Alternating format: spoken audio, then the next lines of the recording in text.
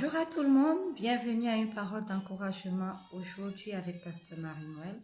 Nous lisons dans le livre de 2 Corinthiens, le chapitre 6, le verset 2. Il est écrit: Voici maintenant le temps favorable, voici maintenant le jour du salut. Alléluia. Bien-aimés, chacun d'entre nous ici connaît l'histoire de l'arche de Noé, n'est-ce pas?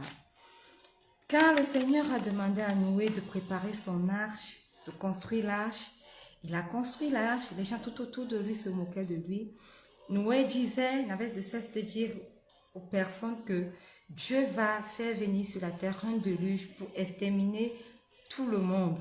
Et il les exhortait à se repentir et à venir à l'abri de son arche. Mais les personnes pensaient que, les gens tout autour de lui pensaient qu'il était devenu fou.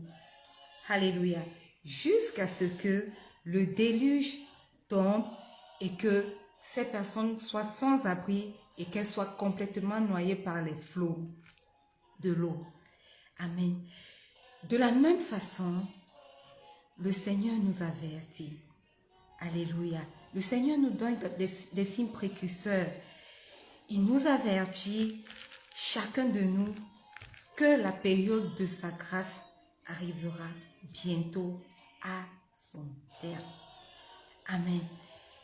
Tant que sa période de grâce est disponible pour nous, il est important que nous le remarquions, il est important que nous nous repentions, il est important que nous venions à lui, que nous saisissons cette période parce qu'elle ne restera pas éternellement.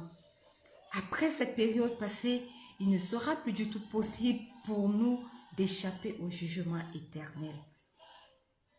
Maintenant, aujourd'hui encore, le Seigneur nous offre la possibilité d'obtenir le salut, car il nous aime et il a offert son Fils unique, le Seigneur Jésus, afin que nos péchés soient pardonnés, afin que ce dernier porte le châtiment de nos péchés à notre place. Et aujourd'hui encore, nous sommes à jouer avec le sort de notre âme pour l'éternité. Nous ne pensons qu'à aujourd'hui, nous ne pensons qu'au plaisir que peuvent nous procurer les choses de ce monde maintenant, mais nous oublions que notre âme vivra éternellement. Amen.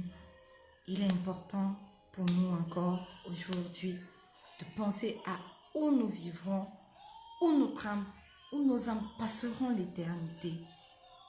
Alléluia. Voilà pourquoi la parole que nous avons lue aujourd'hui dit: c'est maintenant le jour du salut. Voici maintenant le temps favorable. Voici maintenant le jour du salut. Arrêtons de dire quand nous serons vieux, nous allons nous tourner vers Dieu parce que nous ne savons pas quand la mort viendra nous saisir. Alors, bien-aimés, ma parole d'encouragement pour chacun d'entre nous aujourd'hui, c'est que c'est maintenant le jour du salut. Si vous n'êtes pas encore à l'abri du sang de Jésus, si vous n'êtes pas encore à l'abri du sang de Jésus, si vous ne l'avez pas encore confessé comme votre Seigneur et votre Sauveur personnel, aujourd'hui encore, Dieu vous appelle à vous tourner vers lui et à croire au sacrifice de son Fils. Alors, n'hésitez plus. Voici le jour du salut. C'est maintenant, c'est aujourd'hui et non demain. Amen.